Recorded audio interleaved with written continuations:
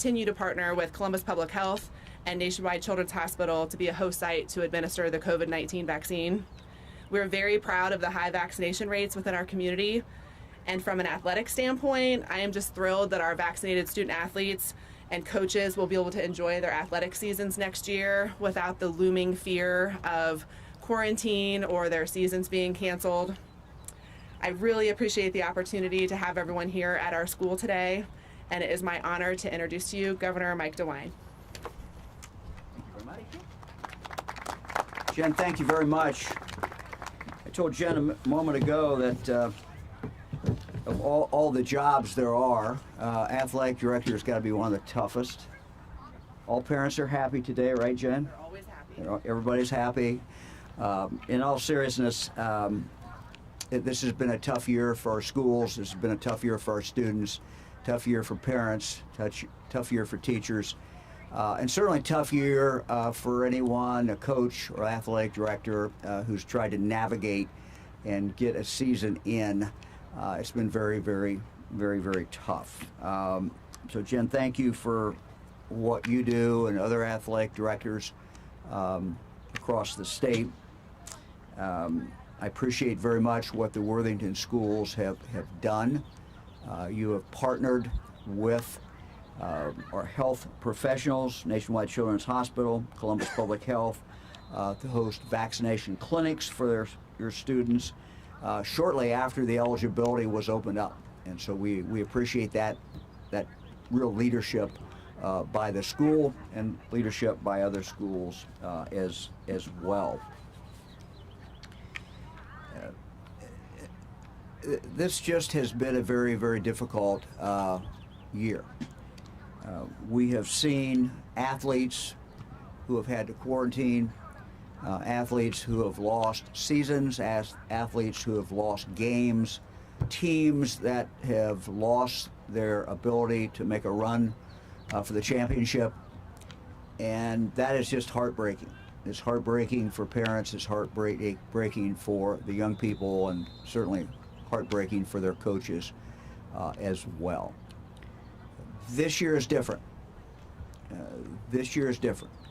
We have a tool now that will almost guarantee, when it's used, that teams will have a full season, that athletes will be able to compete, and their biggest worry will not be COVID. Their biggest worry will be the team they're preparing for, or the athletes they're preparing for to compete against. We want our young people focused on that and not focused on the COVID. And the tool that we have, of course, this year that we did not have last year is the vaccine. The vaccine is our ticket out. The vaccine is our ticket for a full season. The vaccine is our ticket to allow our athletes to live up to their dreams and to play a season and to compete. But it's not just for the athletes.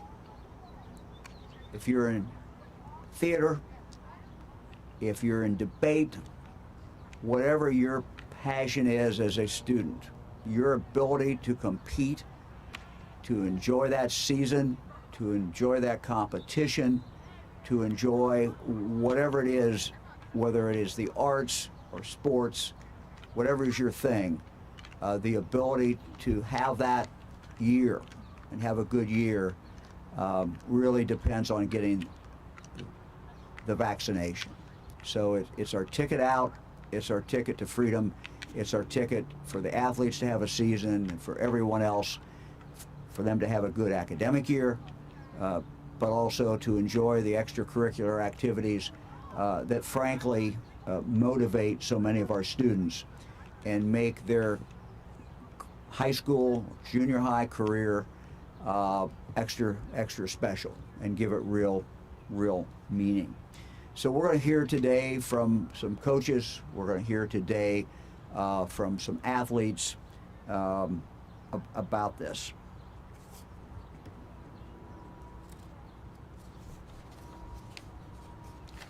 So let me start off with our first speaker. Joining us today, I'm going to actually introduce some of the people that are here. Some will be speaking, some will not be speaking. Joining us today, Ohio High School Athletic Association Director Doug Ute. The Ohio High School Athletic Association has done a very phenomenal job. They really have been in touch with our office, and we've worked with them and worked with the Lieutenant Governor John Husted. Worked many times on a day-by-day basis as we've tried to navigate this. So I want to thank Doug. I want to thank his team for all the great work that they have done. And let me now introduce Doug Ute. Doug, thank you very much. Thank you, Mr. Governor. Appreciate the opportunity to be here. And Jen, thank you for hosting this. And Jen represents well over 800 athletic administrators in our state by being here. And let's thank you for what you've done this year, because I echo the governor's sentiment. I've been a teacher, coach, an athletic director, a high school principal, and for 20 years a school superintendent. And being an athletic director on a normal year is a very challenging position to have in a community, and this year it was extremely challenging. So Jen, thank you and all the other athletic directors in the state for making this past year success. I heard a superintendent speak at a graduation this year that told his students they didn't just survive, they thrived. And that hit me on this past year in the state of Ohio, not just with athletics. We didn't just survive, we thrived.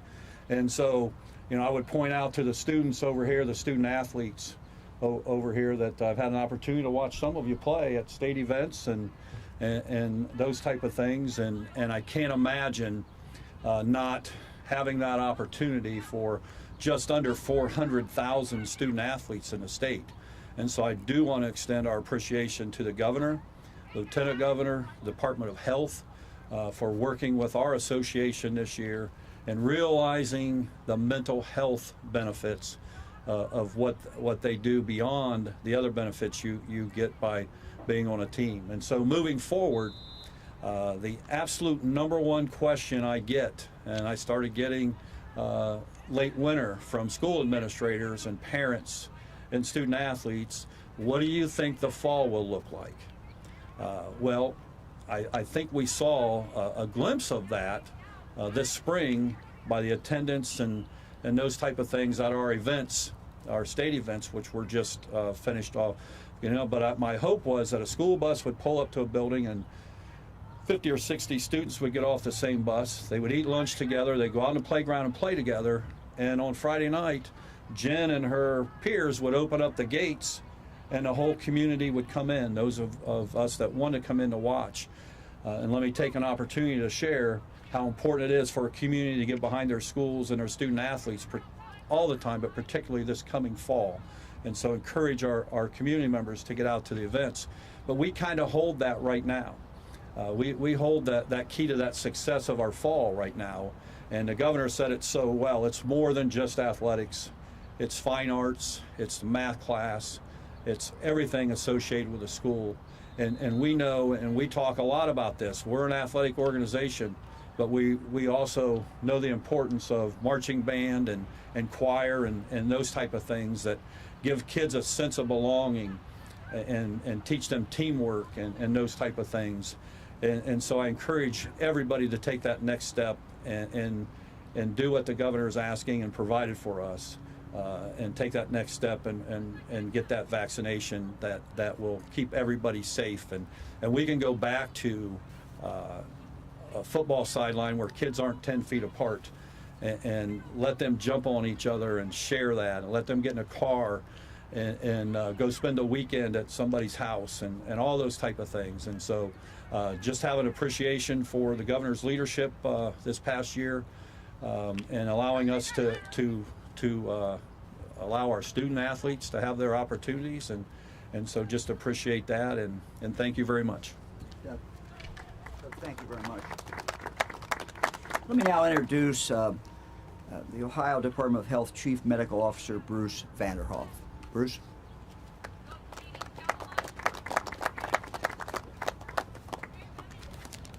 Well, thank you very much, Governor and Mr. Ute.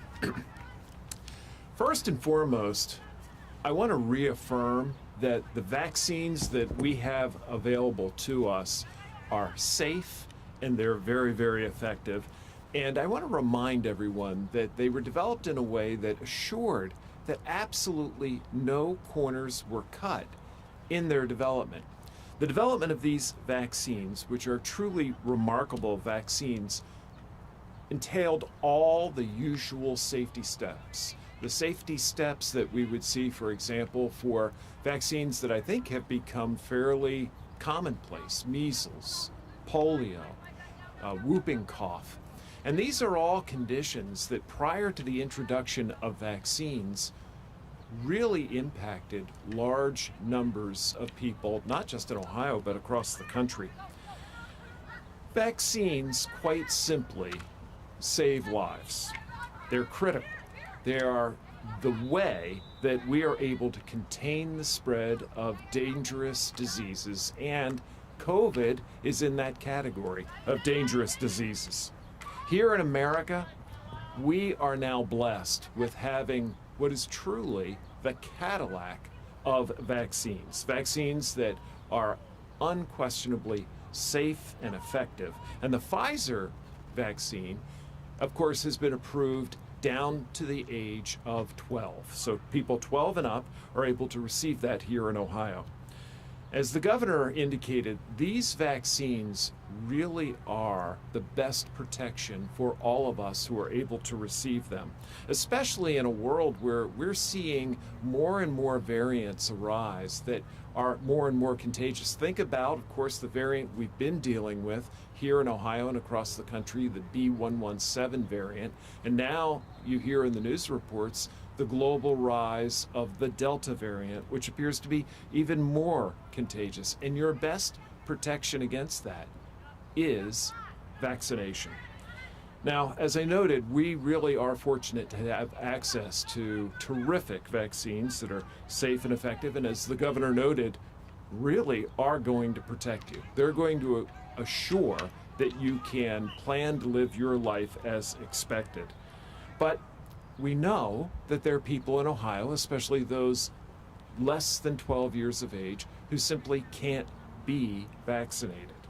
And we do have to think about them as well as the small percentage of Ohioans who are not able to be vaccinated for some other reason, perhaps due to a problem with their immune systems. While the COVID vaccine is really important for every age group, one of the concerns that we have raised by people sometimes relates to, well, you know, young people, they're likely to have a relatively mild course of COVID-19. And that is true for most, but it misses the point that there are severe complications that impact some young people, including the multi-system inflammatory disorder of children, MIS-C. A very, very severe condition that can hit children without any way of predicting which will be hit by it. Causes severe inflammation of organs, including the heart, the brain, the kidneys, and lands these children in the hospital in a very serious condition. There's also the concern in the public health community that if there are pockets of our state where vaccination rates are low, we could see mini surges of COVID-19, particularly as we head into the fall. And those mini surges will undoubtedly be associated with hospitalizations and deaths. So, parents, teachers, guardians, coaches, teammates, you have an opportunity. Vaccinating yourself is, of course, the best way to protect yourself, but it's also the best way to protect a lot of other people you care about, including some young people who you're interacting with throughout the school day or perhaps even in the course of your athletics. So we're encouraging every Ohioan who is eligible to get vaccinated,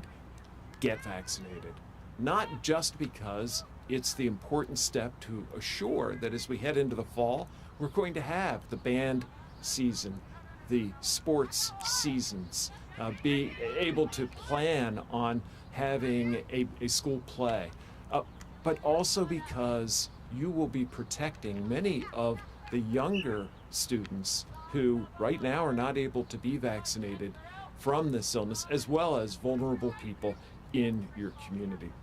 So, Governor, I'll turn it back to you. Thank you very much. Doctor, thank you very much.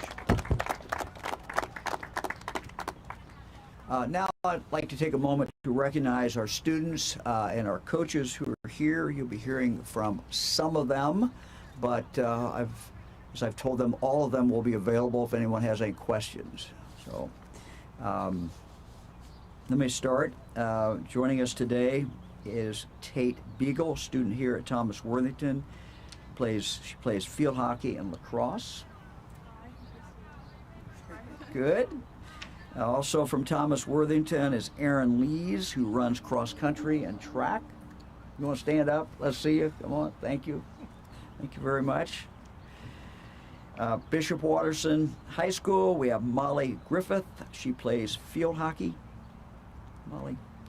We also have Christian Bird, a basketball player from Independence High School here in Columbus. Next is Caden Saunders, joining us from Westerville South High School. He plays football. And Cameron Kist is from New Albany High School. He plays soccer. Appreciate all of them joining us. And we have a few more from Pickerington Central. We have J.J. Burroy. Also Pickerington Central student Sonny Stiles plays football and basketball with us here today as well. We also have coaches joining us. First, I'd like to introduce Adrian Tolentino, coaches boys tennis at Olentangy Liberty, joining us. Shayla Glover, coaches girls golf at Olentangy Liberty. She is here as well. Thank you very much. And joining us also is William Gray, coaches basketball at Independence High School. And Jay Sherritt, coaches football at Pickerington Central. Finally, let me introduce Bill Darling. Full disclosure, he's also our son-in-law, father of 6 of our grandchildren. More importantly, longtime coach of cross country and track here at Thomas Worthington. During the pandemic, as you can imagine, I heard firsthand from him some of the challenges faced by coaches and faced by athletes. Bill?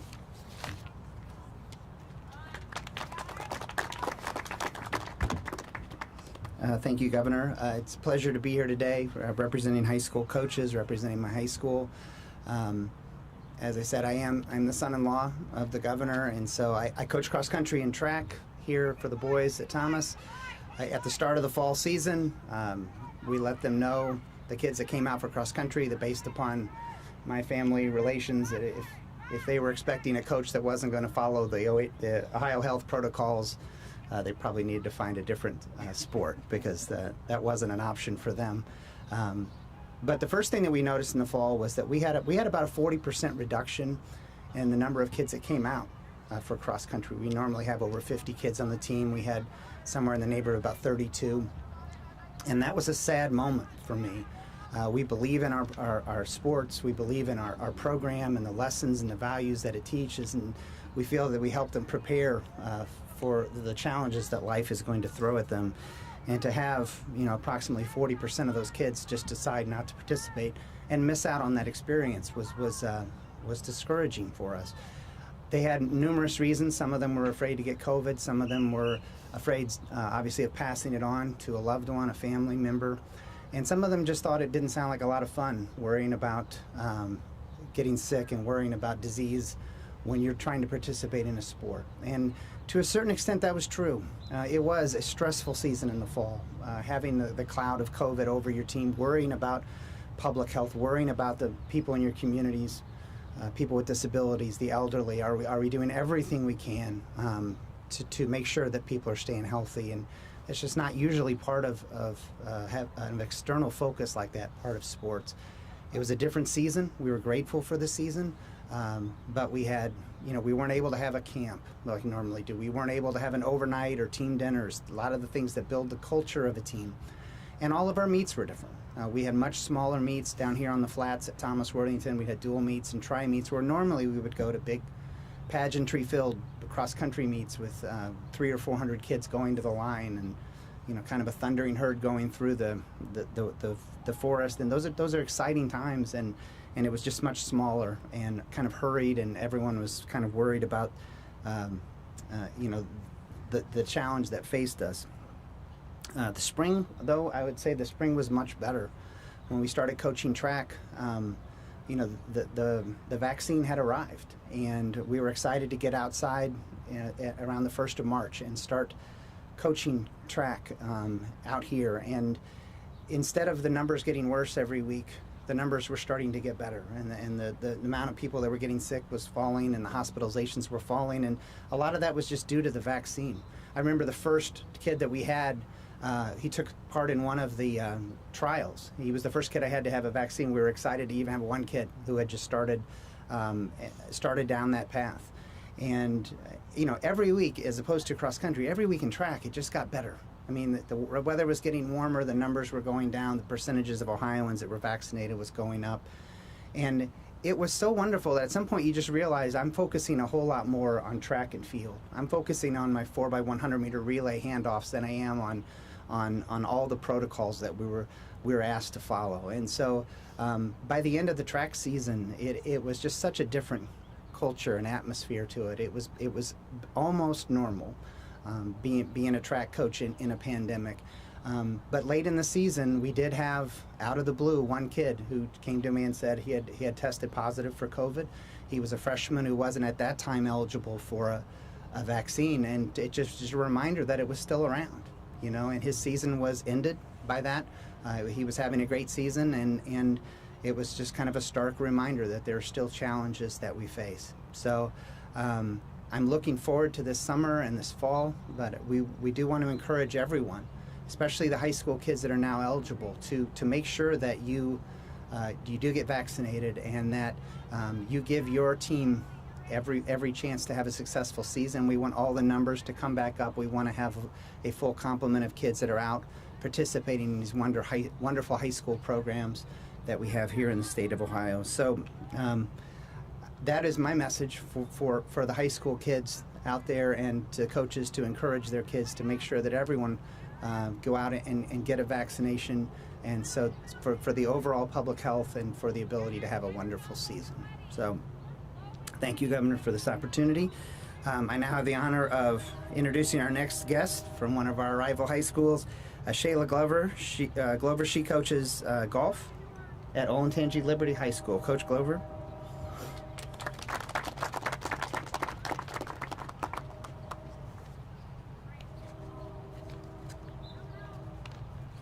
Good morning, everyone. I am Shayla Glover. I am the girls golf coach at Olentangy Liberty High School.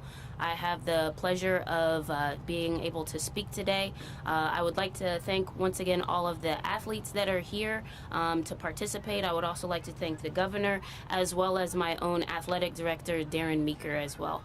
As Coach Darling was talking, made me realize a lot of the changes that we have seen over the past year in regards to COVID.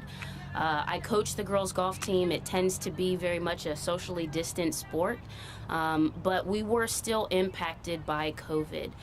We were unable to have our usual team picnic at the beginning of the school year, at the beginning of the season, to get together and get to know one another on our team. We usually hold about 14, 15 girls, players on our team, and we just weren't able to meet with everyone at the beginning of the season as we normally do. COVID affected our fundraising opportunities that we do. COVID also impacted team dinners as well as our banquet. The end of the year and the end of the season is when the girls and their parents have the opportunity to come together, and we as coaches get a chance to celebrate all of our student athletes. And unfortunately, that was different this year. We had to do a virtual online banquet, and while it was a placeholder, it just wasn't the same. We were able to honor our athletes, but not in the full effect that we would like to do that. And the opportunity of our student athletes to have the vaccine will definitely change that. I think it's important to protect not only our season, our players, and our coaches. I encourage all of our student athletes to get vaccinated. While golf is a low contact sport, anything can happen, such as what we saw a couple of weeks ago during the Memorial Tournament just here in Dublin, right around the corner from here. Athletes that are vaccinated don't actually have to quarantine. And vaccination alleviates much of the stress and anxiety from our student athletes and from coaches and from players and parents. The players want a season. Coaches want a season. Parents want a season. Everyone in Ohio wants these players to have an opportunity to have a season. And we can have a season if we get vaccinated. So I'd like to encourage everyone to do that. I myself was able to get vaccinated very early as being a teacher, and I'm very thankful for that opportunity. Right now, I would like to introduce our next player coming up, Sunny Styles. Thank you.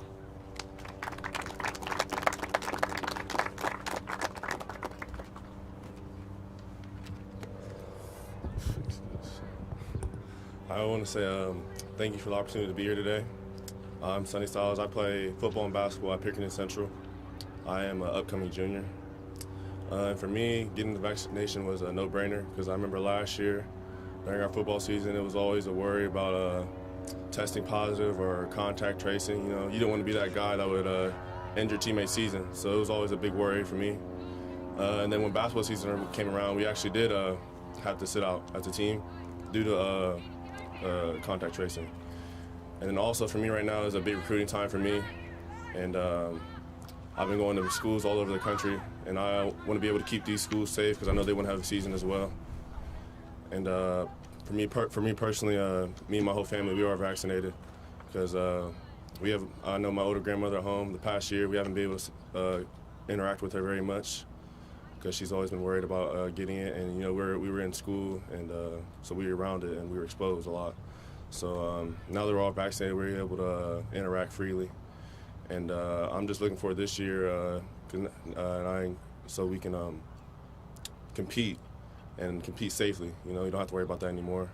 You know, I encourage all my fellow athletes to get vaccinated, so they don't have to worry about it either, and we can all compete. And I'm just looking forward to having a lot more fans in the stands this season. Thank you.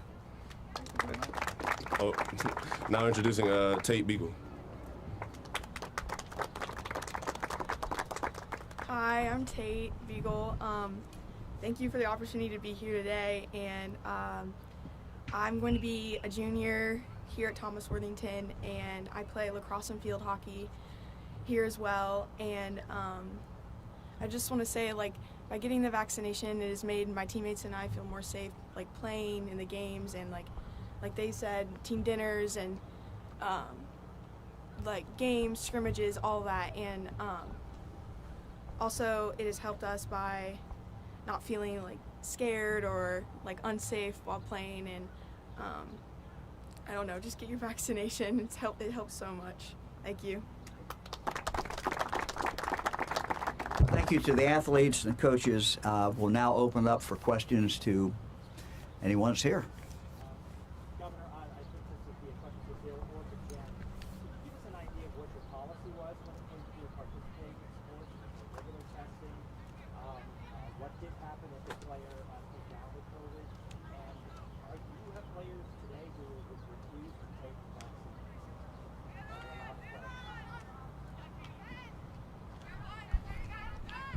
Well, I don't know of any player we had that refused to take a vaccine. We had a lot of players in the fall who had friends that tested positive, and they voluntarily quarantined.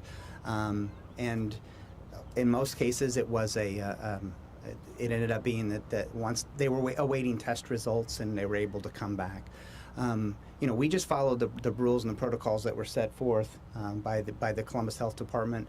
And so, we explained to the kids that these are the rules and we're going to follow them, and there will be no exceptions. And, if we were operating under the, the perception that the season could end. If too many of our kids get COVID, that's going to be the end of the season, and that's why we needed to do everything we could. One of the things we stressed to them, and I think a lot of coaches stressed to their teams, was that we're not following the protocols so that we can have a season. We're following the protocols because there's a public health crisis going on, and we need to do everything we can as part of this community to make sure people are staying safe. So that was the message, and there was no option to do anything other than to follow the rules by the Department of Health. So I think the kids were great. They were compliant. They had great attitudes about it, and overall, I think we had a very successful season from a COVID standpoint. So I have no problem. I'm very, very complimentary of the kids and the attitude they had during the season.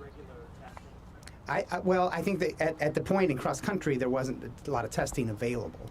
But if I'd have Jen probably speak on what the protocols more were, but whatever the rules were at that time, and they changed throughout the course of the year, we followed those rules. So. I think the only thing I would add to that is that as school districts, our relationship with our local health departments became extremely critical. So we have lots of schools here from the OCC who were working with different local health departments. We were not regularly testing athletes, but we were doing daily symptom checks. So that became critical.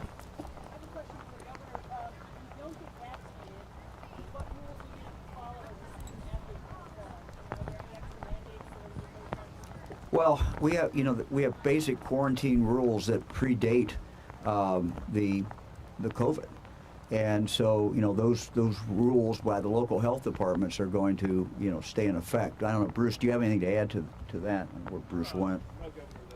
I mean, is that anything to add to that? Here, no, you got to go. You got to come up here. That's absolutely correct. COVID falls into a category of diseases that is an infectious disease, and the local health departments will undoubtedly have adherence to the CDC's guidance on quarantine.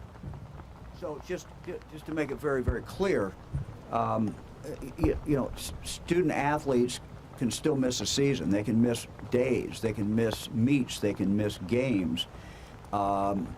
As we move forward, and this virus is still very, very much here, sadly, and there's a real difference between the vaccinated and the unvaccinated. Who else? Anybody? Yeah. No. We're not requiring anybody in the state of Ohio get vaccinated, but. As we saw, as pointed out very well about the Memorial Tournament, an athlete can have something, that is very disappointing to them, if they have COVID or if they've been exposed to someone who has COVID. So this thing is not over yet, and we want our athletes to be able to enjoy their season, compete, and do what they want to do. Same way if you're in theater, same way if you're in any kind of arts. I mean, these are things that make life enjoyable for people. This is one of the things that, these things make high school better and more fulfilling. And for some kids, it's the reason they can really deal with some of the other things that they deal with in high school, and it makes a huge difference. And for that to be taken away from them is just tough. And this is the way to ensure, virtually 100%, should ensure that you're going to be able to continue to play ball, or you're going to continue to run, or you're going to continue to be in theater, or whatever your passion is. Well, you're not requiring vaccines. We will be tracking how many athletes get vaccinated, or is that still up to you? Well, we'll continue. There's continuing reporting will be required by schools. It's a reporting issue. It's a reporting issue, nothing more. So you're not going to set like state rules for what schools have to follow when it comes to having kids vaccinated, who can play, quarantine, all that? No. Any worry that the legislature might try and circumvent anything look, I mean, what's left is simply common sense and traditional quarantining rules that predated COVID.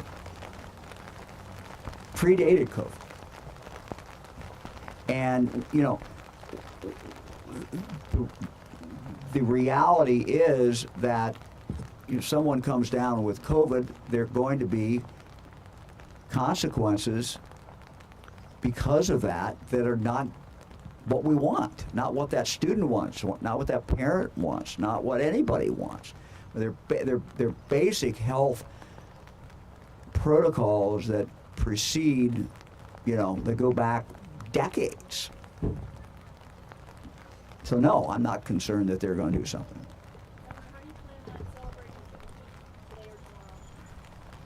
Well, we issued the order last night. This came up, you know, very, very quickly. I was frankly not aware of the statute. I don't think too many people were. I'm talking now about the Ohio statute. We looked at the statute. The statute's clear, and so as soon as the federal government, as soon as the president actually, it's triggered by the president, not by Congress. Our statute is. As soon as the president made the statements he made, that triggers it, and you know, immediately at that point we had Juneteenth as a celebration. The statute also says that the governor can trigger that as well. I did that as well. As the day progressed, and we started before I was fully aware of what the statute said, my intention was yesterday to endorse the bill that was pending in the legislature, and I assumed at that point that we couldn't have a paid holiday unless the legislature took action. After we looked at the statute, it was abundantly clear that that was not true. So look, I think it's important. It's appropriate. This was the first, you know, even though it originated in Texas, you know, it has gone across the country. It was really the first major observance of the end of slavery, tied to a historic event. It is a reminder for all of us of the tragedy of slavery, and it is something that is part of our history. It is something that we should understand as we look at this and as our young people study this. You know, one of the things that we have seen more in our schools is, from when I was growing up, for example, is teachers pointing out original sources, looking at writing of former slaves from the point of view of what they saw, what they experienced. You know, all of those are positive things. The occasion of celebrating Juneteenth, it gives us the opportunity to look at those things. If we don't every other day, we certainly should. Gives us the opportunity to really focus on it during that period of time. Anybody else? For the Vaccimillion, that deadline's coming up pretty soon. It is. The Vaccimillion deadline is coming up, yes. Yes, it is. Just seeing how this has played out, how successful do you think that drawing and program has been? Yeah, I think it's been very successful. You know, the first week or two were just great. What we achieved in the first several weeks made it all worthwhile. Those numbers were phenomenal. First week was just absolutely astounding. We're going down. We completely reversed that. We're going up. The second week was good. The weeks after that have not been as spectacular, certainly at all. But I think we achieved in those first couple of weeks exactly what we wanted to do. And that is two things: get more people to take the vaccination, but also move people up. People who might have gotten a month, might have gotten 2 months, getting it now plays in and is very, very important as we drive the virus down. What concerns do you have, though, that the state of Ohio is still significantly trailing? Yeah, I certainly am concerned about it. I mean, Ohio, you know, I had a conversation yesterday with, as I do periodically, with the governor of Indiana, governor of Kentucky. You know, we were comparing notes. What can we do It is a continuous examination that we're doing in the governor's office and in the Department of Health. What else can we do to encourage more people to get vaccination? I wrote had a conversation with our team this morning. I'm going to have another one later today. There's not a day goes by that we're not focused on this. The president has set a goal of 70%. We think that's a good goal. Certainly not going to be at that point by July 4th, but we have some amazing people in our local health departments, our pharmacies, our hospitals, our public health clinics who are working at this every single day. We continue to do it. So we are not done. You will see some more initiatives from us. We will be announcing some things next week, and the week after, and the week after. So we're still very, very focused on this because we know that our ability these athletes to have a season, the ability of us to get back to school normally, not have flare-ups, depends on our vaccination rate.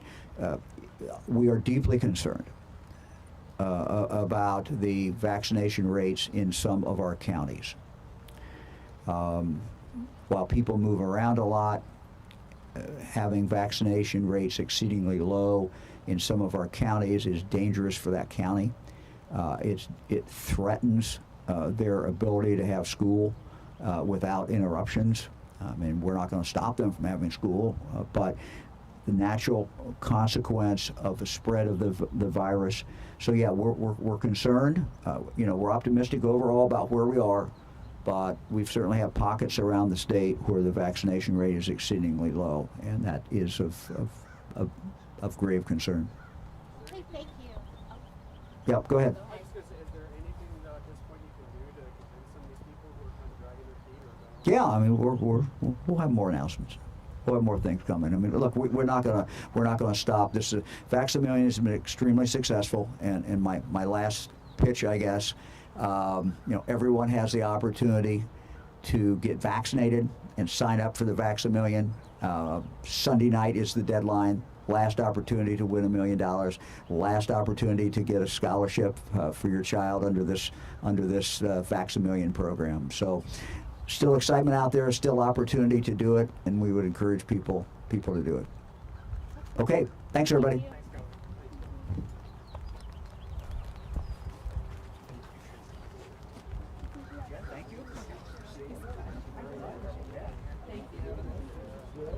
This is the metaphor of being an athletic director. Cool thing happened. Yeah, it's Ohio. Yeah, any